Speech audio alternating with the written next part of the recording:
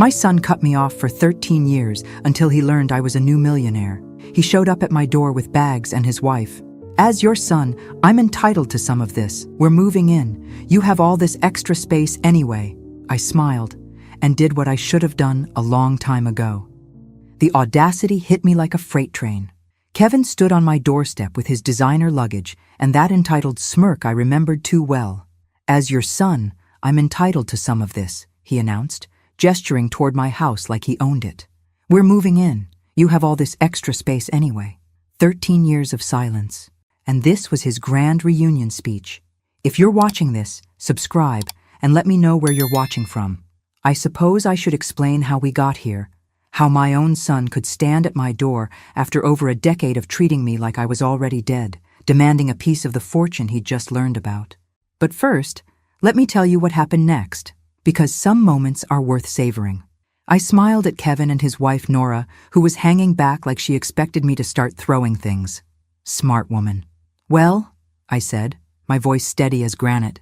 Isn't this interesting? Kevin's confidence faltered just a fraction. He wasn't expecting calm. He was expecting the desperate, grateful mother he'd abandoned all those years ago. Mom, we've been thinking, he started, but I held up my hand. Kevin, darling, I said, using the same tone I'd used when he was 5 and had drawn on the living room wall with permanent marker. Before you say another word, there's something you should know about your mother. I paused, watching his face carefully. I've learned a lot about people in 13 years, especially about family who only show up when there's money involved. Nora finally stepped forward, her smile as fake as her designer handbag. Barbara, we know there's been some distance, but family is family, right? We want to rebuild our relationship. Rebuild? I laughed, and it felt good. Really good. Honey, you can't rebuild something that was deliberately demolished. I looked between them, these two vultures circling what they assumed was easy prey. But please, come in. Let's talk about relationships. Let's talk about entitlement. Let's talk about exactly what you think you deserve from me. As they wheeled their suitcases past me into the foyer, I caught Kevin's reflection in the hallway mirror. For just a moment, he looked uncertain. Good, because what he was about to learn would shake that arrogance right out of him. The real question wasn't whether I'd let them stay.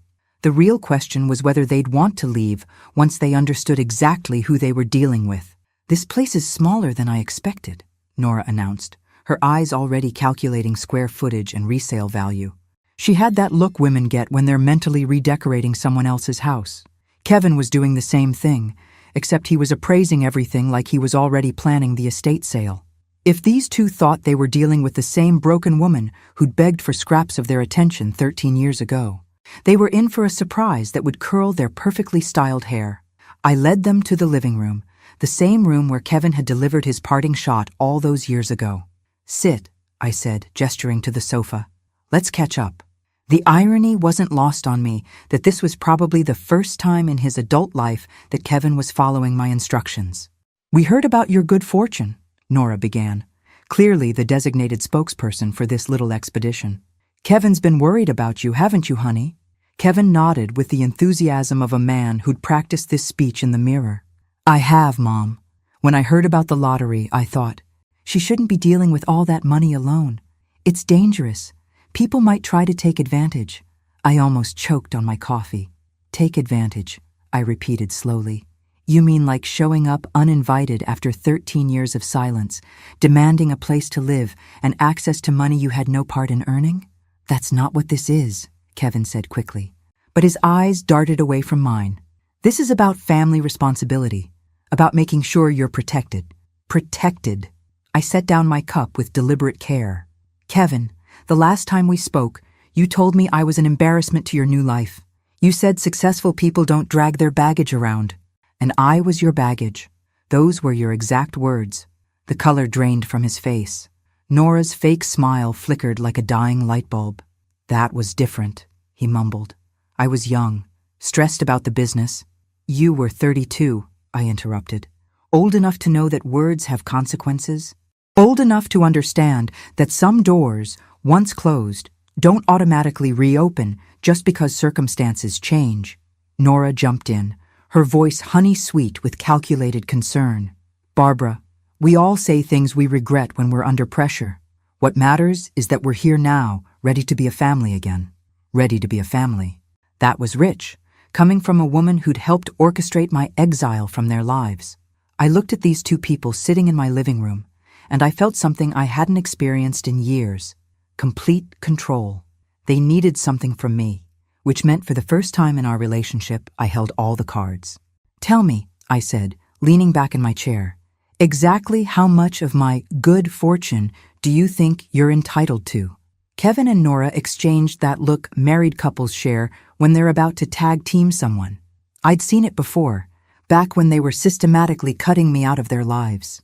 The difference was, this time I recognized it for what it was. Strategy meeting in real time. "It's not about entitlement," Kevin said, trying for sincerity and landing somewhere near pathetic. "It's about family obligation, about making sure this money doesn't change you or make you vulnerable to the wrong people." "The wrong people," I repeated. "You mean people like my own son and daughter-in-law who disappeared the moment they decided I wasn't useful anymore?" Nora's mask slipped for just a second, revealing something sharp and calculating underneath. "Barbara, we understand you're hurt, but we're talking about your future, your security. This money could last the rest of your life if it's managed properly." "Managed properly," I said. "By whom? You two? The same people who couldn't manage to send me a birthday card for over a decade?" Kevin shifted uncomfortably. "We've been busy building our lives, our careers. We had to focus on our priorities. And now, I'm a priority again. How convenient." I stood up and walked to the window, looking out at my garden. "Tell me about these lives you've been building. This focus on priorities. I'm curious how that's been working out for you." The silence behind me stretched long enough that I knew I'd hit something. When I turned around, Kevin was staring at his hands like they held the secrets of the universe. "We've had some setbacks," Nora admitted, her voice tighter now. "The market's been challenging. Kevin's consulting business has been slower than expected." "Setbacks," I nodded. "Is that what we're calling it? Because from what I heard through mutual acquaintances, yes, I do still have friends in this town. Your setbacks involve maxed-out credit cards, a second mortgage, and a business that exists mainly on paper." Kevin's head snapped up. "How do you know things? Kevin, you cut me out of your life, not out of your hometown. People talk. They've been talking for years." I sat back down, enjoying the way both of them seemed to shrink into the sofa. "They told me about the failed partnerships, the bad investments, the lifestyle you couldn't actually afford. They also told me something interesting about why you really ended our relationship 13 years ago." Nora's face had gone pale. "What do you mean?" "I mean the real reason you both decided I was an embarrassment. It wasn't about success or baggage or any of that nonsense you fed me." I smiled, and it felt like the first genuine smile I'd had in years. "It was about the inheritance you thought was coming from your father's wealthy uncle, the one who made it very clear he didn't approve of people who couldn't take care of their own mothers." The look on Kevin's face told me everything I needed to know. Bingo. "You threw me away because you thought Uncle Robert would leave you his money if you proved you were independent, successful, unencumbered by family obligations." I leaned forward. "How did that work out for you?" Kevin's face cycled through several shades of red before settling on a sickly gray. Nora, to her credit, tried to maintain her composure, but I could see her frantically recalculating whatever plan they'd hatched in the car. "Uncle Robert left his money to the animal shelter," Kevin whispered. "Every penny." "Did he now?" I didn't even try to hide my satisfaction. Turns out he had very strong opinions about people who abandon their elderly parents for money. Who would have thought? Nora found her voice first.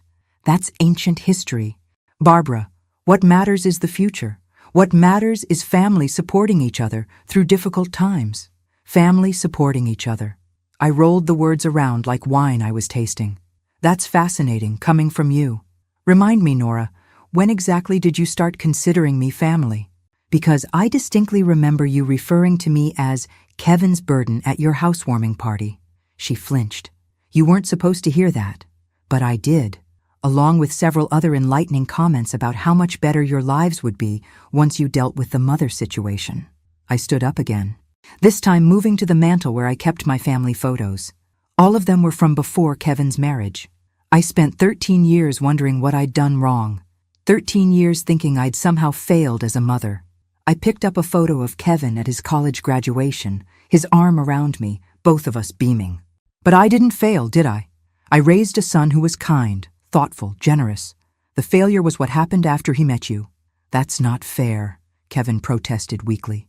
Fair? I turned to face them both. You want to talk about fair? Fair would have been a conversation before you cut off all contact. Fair would have been honesty about your motivations. Fair would have been treating your mother like a human being instead of a liability to be managed. We made mistakes, Nora said, her voice sharp with growing desperation. But we're here now. We want to make things right. Make things right, I repeated. With my money. It's not about the money, Kevin insisted, but his voice lacked conviction. Really? Then let's do a little experiment. I walked to my purse and pulled out my checkbook. Let's say I write you a check right now for $50,000, a generous gift to help with those setbacks you mentioned. Would you take it and leave? Their eyes lit up like Christmas morning. The answer was written all over their faces before Kevin even opened his mouth. We couldn't accept such a large amount, he said, but he was already mentally spending it.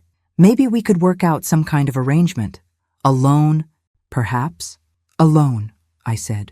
Of course. And I suppose you'd want to discuss the terms of this loan while living in my house, eating my food, and helping yourselves to my hospitality. Well, we are family, Nora said, as if that explained everything. Yes, I agreed. We are family. And that's exactly why what happens next is going to hurt so much. I closed the checkbook with a snap that echoed through the room like a gunshot. Kevin and Nora both flinched, and I realized they'd been holding their breath, waiting for me to start writing. The thing about family, I said, settling back into my chair like a queen on her throne, is that it goes both ways. Loyalty, support, love, these aren't one-way streets you can travel only when it's convenient. Mom, we know we haven't been perfect, Kevin started. Perfect? I laughed, and it came out sharp enough to cut glass. Kevin, perfect would have been calling me on Mother's Day. Perfect would have been including me in your lives instead of hiding me like a shameful secret. What you two did wasn't imperfect. It was calculated cruelty.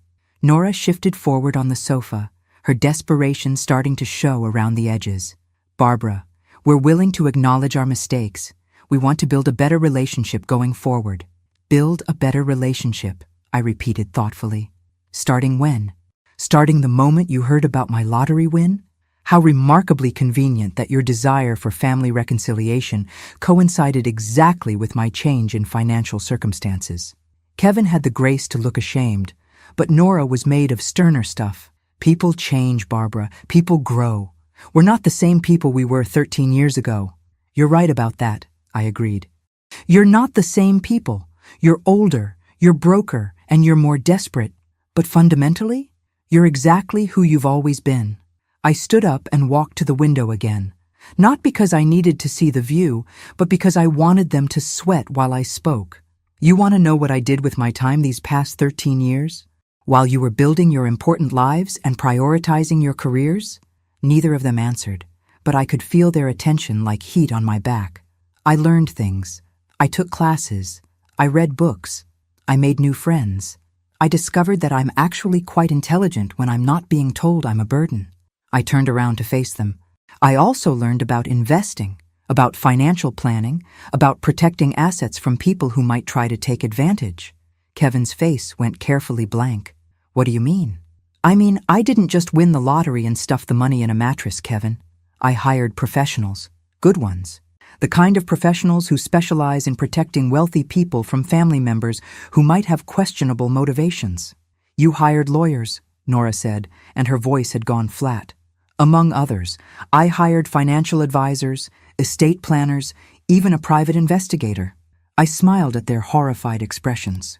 You'd be amazed what a motivated person can learn about someone's financial situation when they have the resources to find out.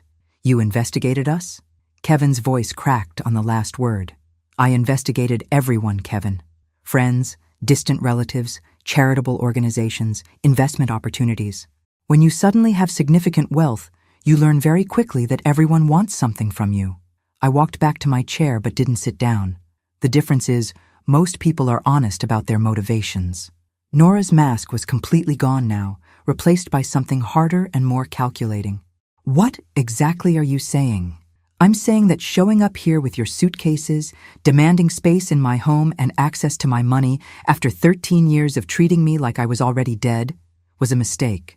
I finally sat down, taking my time to arrange my skirt, to pick up my coffee cup, to meet both their eyes with perfect calm. I'm saying that if you think I'm the same woman you discarded all those years ago, you're about to be very disappointed. The silence stretched between us like a taut wire. Kevin looked like he might be sick. Nora looked like she was calculating escape routes, but I wasn't done with them yet. Not even close. The grandfather clock in the hallway chimed 3 times, and I realized we'd been sitting here for over an hour.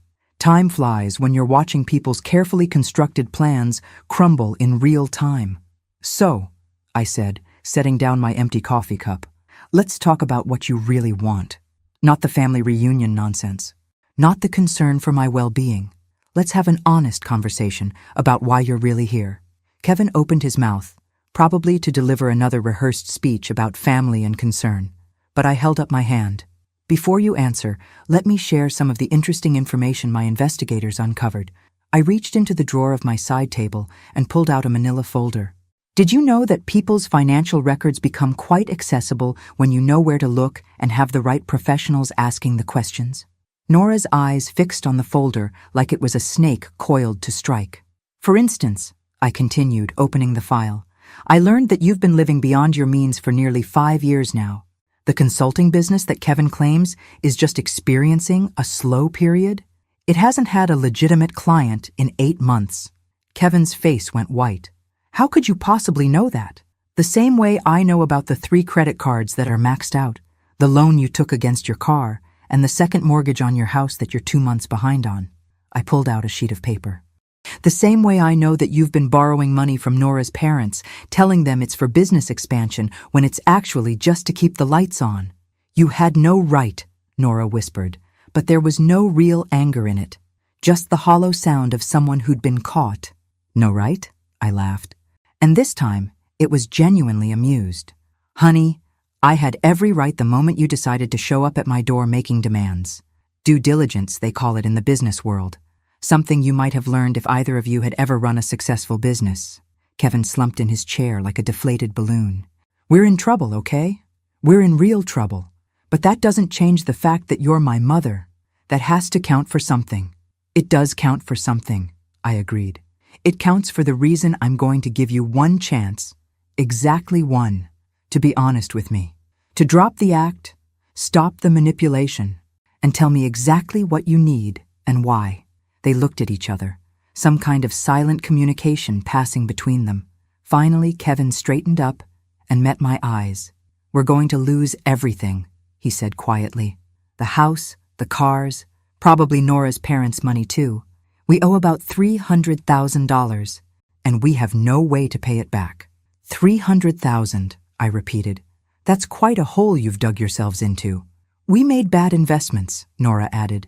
Kevin's business partner embezzled most of their capital and disappeared. By the time we figured out what happened, it was too late.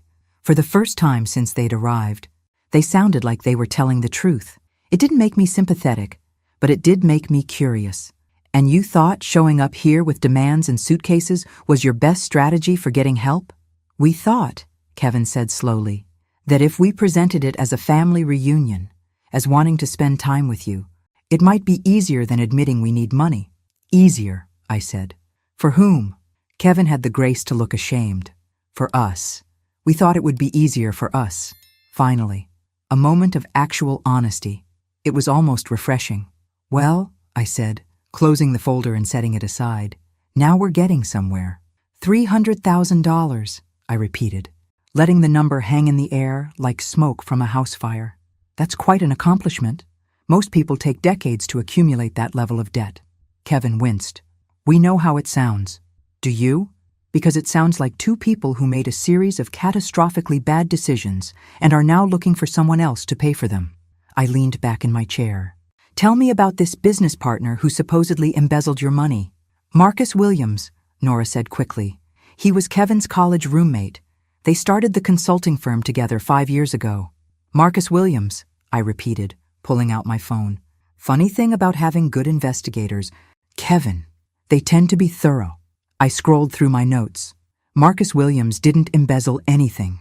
Marcus Williams discovered that his business partner was funneling company money into personal expenses and gambling debts. He reported it to the authorities and dissolved the partnership to protect himself. The silence in my living room was so complete I could hear the refrigerator humming in the kitchen. That's not what happened, Kevin said weakly. Isn't it? Because according to the police report, yes, there's a police report, you've been under investigation for business fraud for the past 8 months. The district attorney just hasn't decided whether to press charges yet.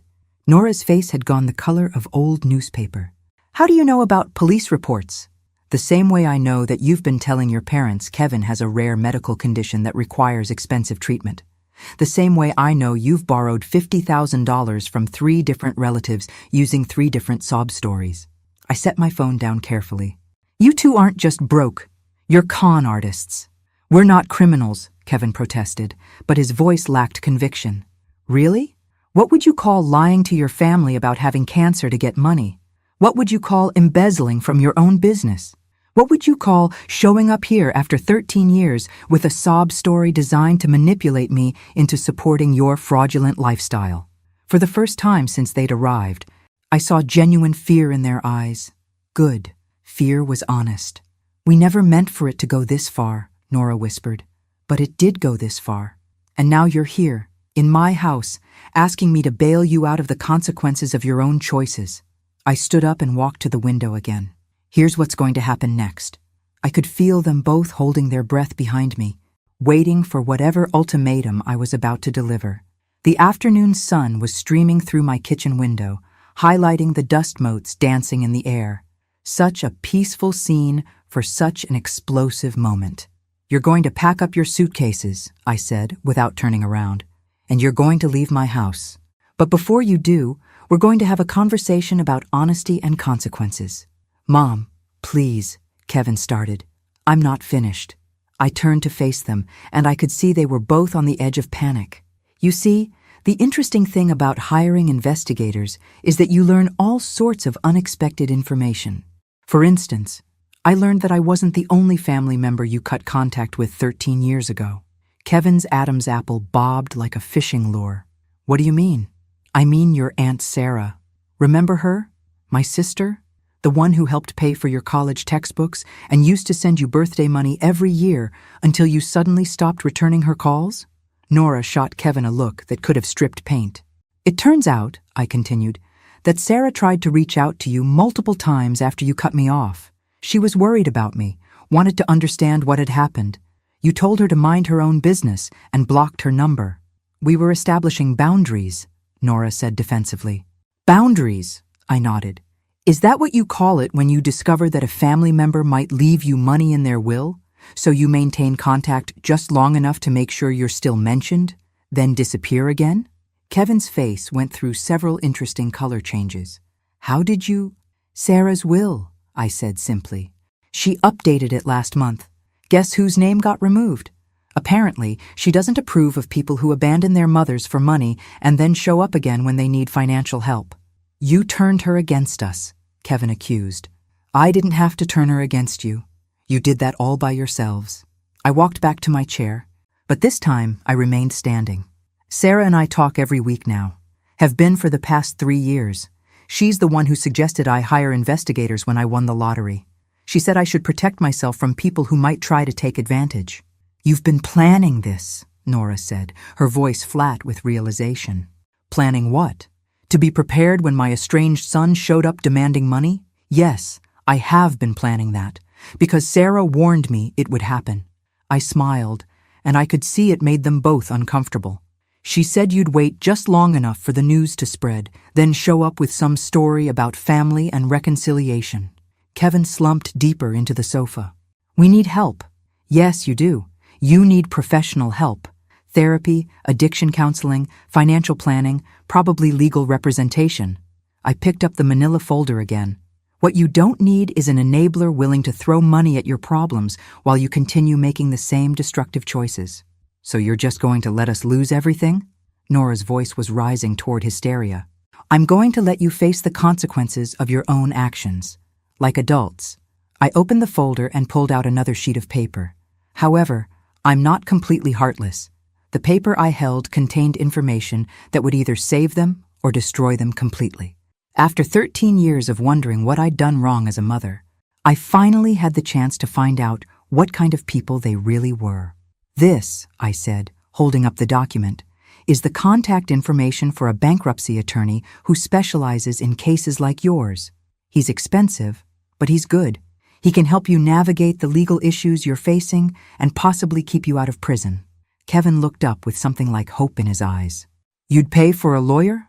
I said he was expensive, not that I'd pay for him. I set the paper on the coffee table between us. You want help? Real help? Here's what I'm willing to do. I will loan you enough money to retain this attorney and enter a debt counseling program. Not $300,000. Not enough to maintain your current lifestyle. Just enough to keep you from going to jail and help you start over with a clean slate. How much? Nora asked immediately. $25,000.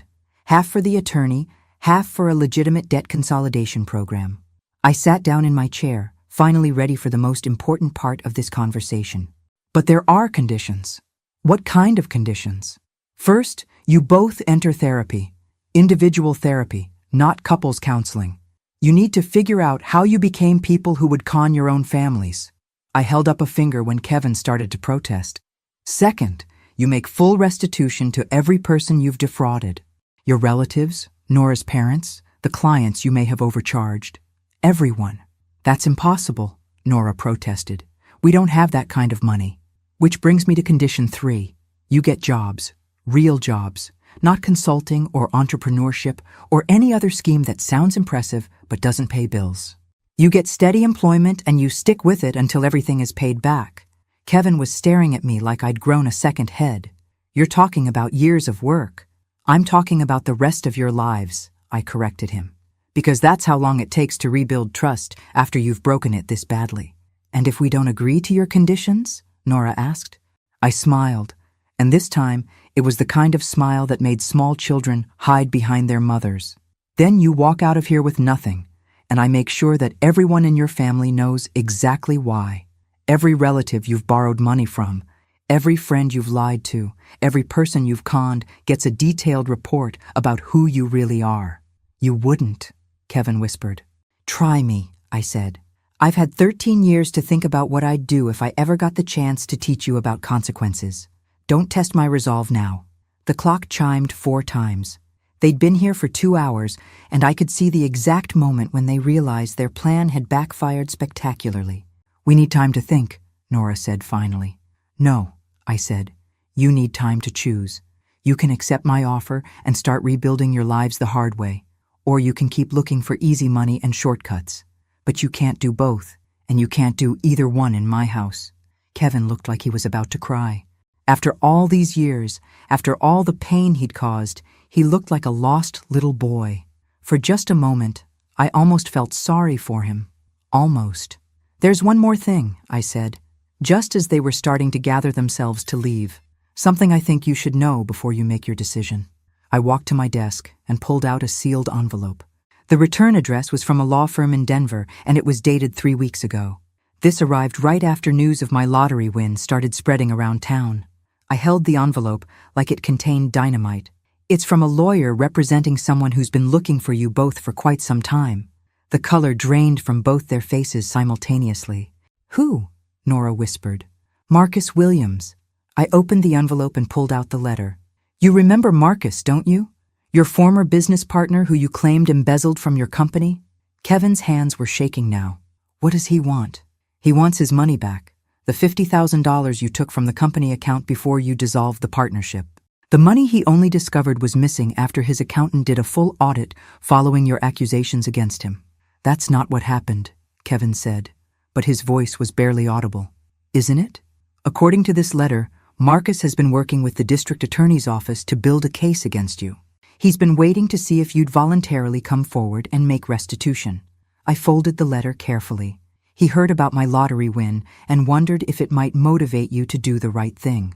Nora was gripping the arm of the sofa so tightly her knuckles were white. What does that mean? It means that Marcus is offering you the same choice I am. You can make full restitution and accept responsibility for what you did, or he can proceed with pressing criminal charges. I put the letter back in the envelope. The only difference is his deadline is tomorrow. Tomorrow? Kevin's voice cracked. Tomorrow. He's given you until 5 p.m. to contact his attorney and arrange payment. I looked between them, watching the last of their composure crumble. So you see, my offer isn't just about family reconciliation or teaching you lessons about consequences. It's about keeping you out of prison. The silence that followed was deafening. I could practically hear their brains working, calculating, trying to find some angle they hadn't considered. You planned this, Nora said finally. You've been in contact with Marcus. I have, I admitted. He reached out to me the day after my lottery win was announced in the paper. He wanted to know if I was aware of what my son had been doing and whether I might be willing to help clean up his mess. And what did you tell him? I told him that depended entirely on whether my son was willing to take responsibility for his actions. I stood up and walked to the mantel, where I picked up that old photo of Kevin at his college graduation. Marcus is a good man, Kevin. He didn't deserve what you did to him. Neither did your Aunt Sarah or Nora's parents or any of the other people you've hurt. Kevin was crying now, tears streaming down his face. I never meant for it to get this bad. But it did get this bad. And now you have to decide what kind of person you want to be going forward. I set the photo down and turned to face them both. You can accept my help and Marcus's mercy, work hard to make things right, and maybe salvage some small piece of your integrity. Or you can keep running, keep lying, keep looking for easy solutions to problems you created. Some choice, Nora muttered. It's the only choice that matters, I said. The choice to be honest. Finally, they looked at each other, and I could see 13 years of bad decisions weighing on their shoulders. The next morning, I sat at my kitchen table with my coffee and the newspaper, waiting. Marcus Williams had given them until 5 p.m., but I had a feeling they'd call much sooner. People facing prison time rarely sleep well. The phone rang at 8:47 a.m. Mom? Kevin's voice was hoarse, like he'd been awake all night. We accept your conditions, all of them. Both of you? Yes. Nora agrees too. We want to make this right. I set down my coffee cup and leaned back in my chair. Kevin, before I transfer any money or make any calls on your behalf, I need you to answer one question honestly. Okay, if I hadn't won the lottery, if I was still just your broke mother living in a small apartment, would you have ever called me? Would you have ever tried to rebuild our relationship? The pause stretched so long I wondered if the call had been dropped. No, he said finally. Probably not. I was too ashamed of what I'd done, too proud to admit I was wrong, and too scared that you wouldn't forgive me. It was the first completely honest thing he'd said since showing up at my door. It hurt, but it was also exactly what I needed to hear. Thank you for telling me the truth, I said. Now I have something to tell you. What? I forgive you. Not because you're sorry now, not because you're in trouble and need help, but because holding on to anger for 13 years was poisoning me more than it was hurting you. I picked up my coffee again, surprised to find my hands were steady. I forgive you, Kevin, but forgiving you doesn't mean trusting you. Trust has to be earned back, and that's going to take time. I understand. Do you? Because earning back trust means years of consistent behavior. It means therapy and hard work and proving that you've changed, not just promising that you will. I understand, he said again, and this time I believed him. Good. I'll call the attorney this morning and Marcus this afternoon. You and Nora need to be in their respective offices by end of business today. I paused, looking out at my garden where the first spring flowers were starting to bloom. And Kevin? Yes? This is your last chance. If you mess this up, if you lie again or try to take shortcuts or hurt anyone else I care about, you're on your own. Forever. I know. After I hung up, I sat in my kitchen for a long time, thinking about second chances and the difference between forgiveness and enabling. Some people might say I was being too hard on my son. That family should stick together no matter what. But those people had never spent 13 years wondering what they'd done wrong. Never felt the particular pain of being discarded by their own child, never had to rebuild their entire sense of self after being told they were worthless. I'd learned something important in those 13 years. Love without boundaries isn't love at all. It's just fear dressed up in prettier clothes. My phone buzzed with a text message. It was from my sister Sarah. Heard through the grapevine that Kevin showed up. How did it go? I typed back. He's getting a second chance. Whether he deserves it remains to be seen. And how are you doing? I looked around my house, my sanctuary, the life I'd built after losing everything I thought mattered. The life where I made my own choices, set my own boundaries, and never again had to beg for a place at a table that should have been mine by right. I'm doing just fine, I typed. Better than fine. I'm free. 2 years later, Kevin would finish paying back every penny he'd stolen. Nora would discover she was actually quite good at managing a small business when she wasn't trying to get rich quick. And I would wake up every morning in my own house, living my own life, finally understanding what it meant to be truly wealthy. It had nothing to do with lottery numbers, and everything to do with never again accepting less than I deserved. The money was nice, though. Thanks for listening. Don't forget to subscribe and feel free to share your story in the comments. Your voice matters.